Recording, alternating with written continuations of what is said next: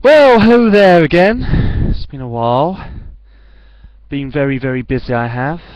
Loads of things. I mean, like, last weekend, went over to a friend's house, and despite having a lot on my mind at the time, got to, chill out and play live on my friend's console while I was over there on, oh God, what is it? I'm trying to remember what it is now. War of Honor, or Man of Honor, or something like that. It was a war game for the Xbox 360. We played it live, and it's funny, really, because the same person ended up. That's the one, Call of Duty, and we ended up playing live with a couple of other people, two, maybe 3 or 4 people, and kind of like I think we were kind of like on the. I'm trying to remember it on the bad guy side rather than the good guy side, which is the Allies. Axis, that's one, Axis. And it's a bit funny, really, because one of the same people who I was playing with or playing against on there kept switching sides and kept up shooting me. I'm not gonna say his name on here because probably don't want you in trouble and stuff. But he knows who he is, and I say, "Oh, nice one, mate. Yep, you shot me dozens and plenty of times. Yeah, I'll give you credit to that." But so much for changing sides! What about me? God, you just had to keep on shooting me like I was the most easiest person on this planet. Oh my God. Oh, yeah. God, I really enjoyed playing that game, Call of Duty, live with my friend on the Xbox 360. And no, I don't have an Xbox. This was at a friend's house, of course. It's fun. It's fun. I really enjoyed it. Really enjoyed it. Hope to do it again someday. And of course, in other news, I also recently was trying to go to the sort of like MenCaps or like health checkup day, but unfortunately I arrived at the right place, but I didn't know where at that place it was. I didn't realise it was in one of the houses that it was based in. So I ended up going on a wild goose chase up and down Wembley and then Brent Town Halls, and then they called me and said, "Oh, it was over there," but by that point it finished. So there you go. Can't be helped. Can't be helped. Just have to say, "Oh well, better luck next time," I guess. Yeah.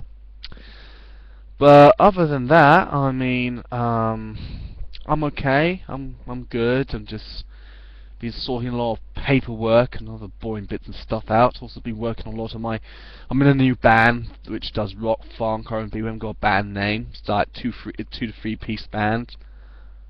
Bassist, guitarist, or rhythm guitarist I think, and me the drummer.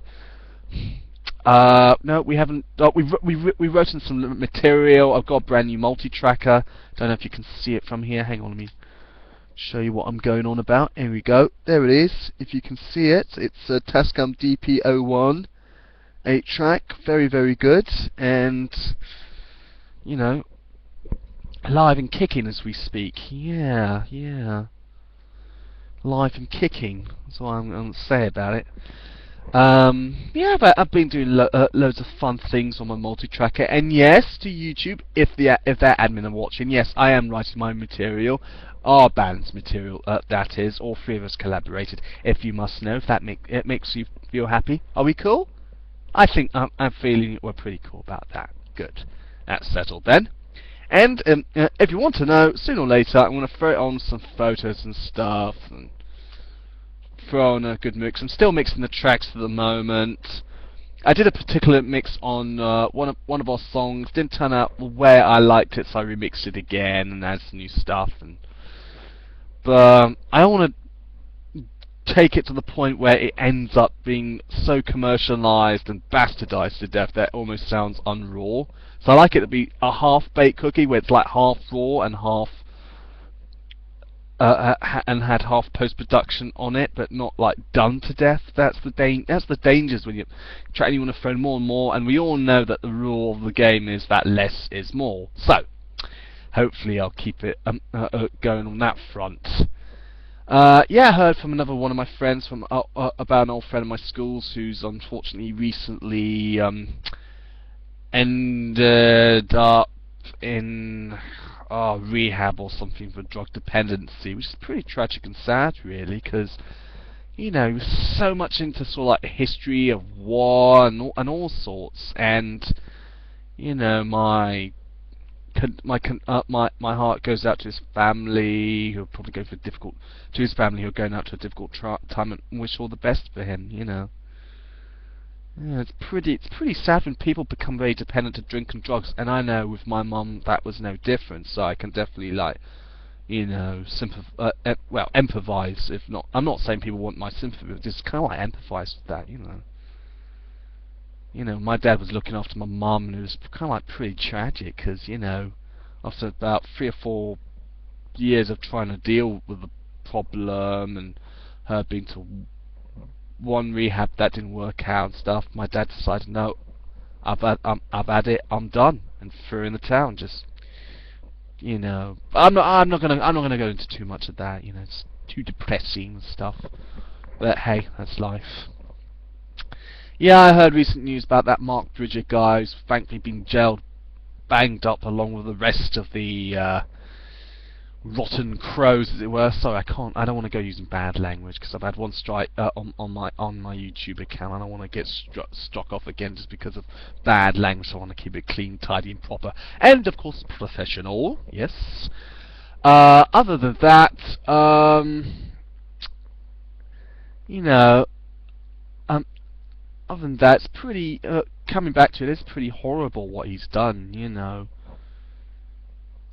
And not only just that, but also other news next to it. Those two guys hacked off that soldier. Hacked his head off. It's like something out of a Quentin Tarantino movie almost. Pretty unreal. Surreal. I don't know which is worse. Surreal, unreal. I'd say unreal. Really, it's just so unreal. I mean, let alone uncanny for that matter. I mean, what kind of demented ideology was kind of like just brainwashed into those two, And according to the Muslim Council, it's not what Allah would have ever allowed or intended to have happened, and it's just like, I was watching like another video of someone's how he or she was going on about about how Christianity's this and that, and how it's and when you get force-fed, you get. That doesn't mean I'm being disrespecting about other people's religions or anything like that. God no, I'm very respectful and honourable of people's religions. I do read up my history. I do want to be like very informed about these things, and keep an open mind. But when other people hijack that sort of religion and use it like to brainwash those two people, it becomes very like somewhat very, I don't know, just twisted and very warped view of humanity and the whole planet Earth as a whole. It's just pretty shocking. And now these two have put in hospital. Now they're gonna get jailed up. I don't know. It's almost like one questions one's faith in humanity, and the way that also at the same time what technology is like changing the way we think, learn, remember.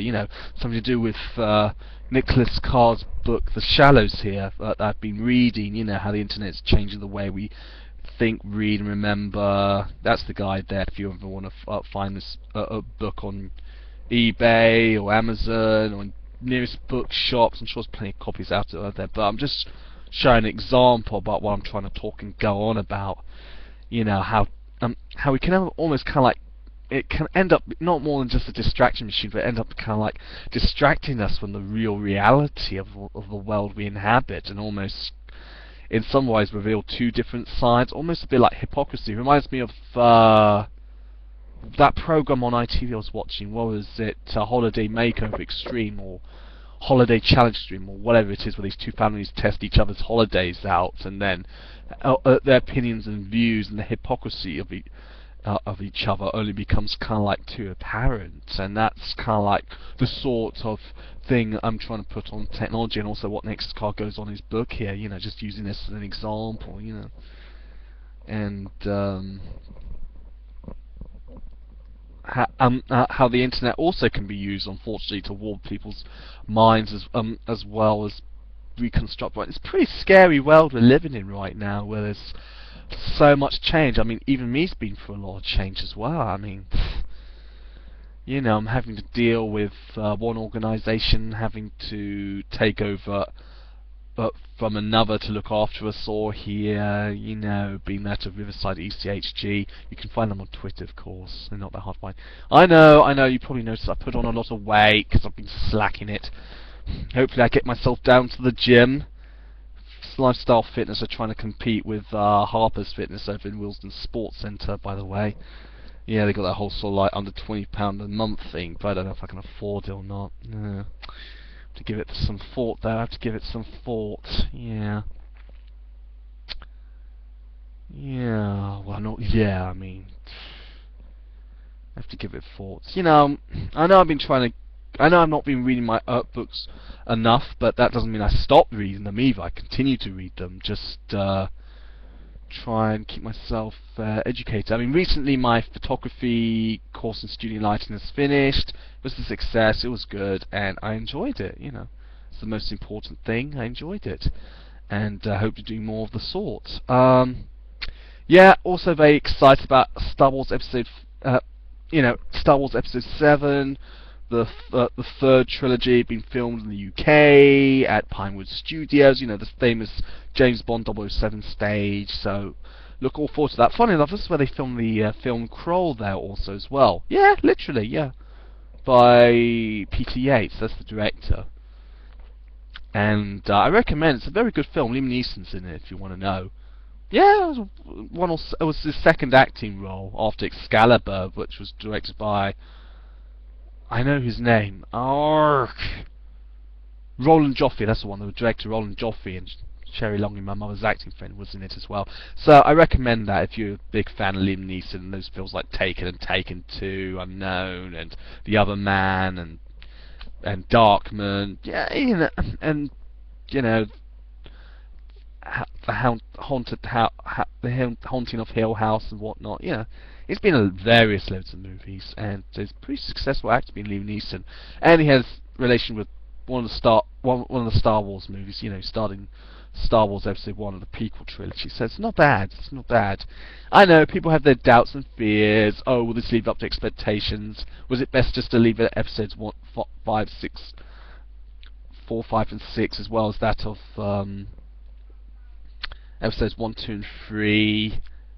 I mean, George Lucas is more sort of like technology Buddha, a more technology enthusiast, more technology expert. I think it was more into technology than he was into directing and filmmaking. Well, he was into filmmaking, but it kind of like strode away from then and got back into it through doing the prequel trilogy of Star Wars. Because the stress of the Hollywood studio system took its toll on him, because he was an independent filmmaker, had to create his own film company, Lucasfilm Limited, in order to do the things he needed to do, and he bought a lot of the stuff. When it came to Star Wars, that they at the back when they sold the whole backlog, special effects and whatnot, they didn't want. So he just took the whole blooming lot, really. Look where he is now. And yes, I know there's been concerns about selling the rights to Walt Disney Pictures of Star Wars and not, but they'll do a good job, and hopefully probably do a more better job than that of maybe a more better job than that of what he's done. Okay, I guess that's kind of like enough of my rambling. I'm going to leave it at that before this overruns. But I hope to make another video soon in the next week or so. And stay tuned. Plenty more videos coming my way. Ciao for now. Bye all.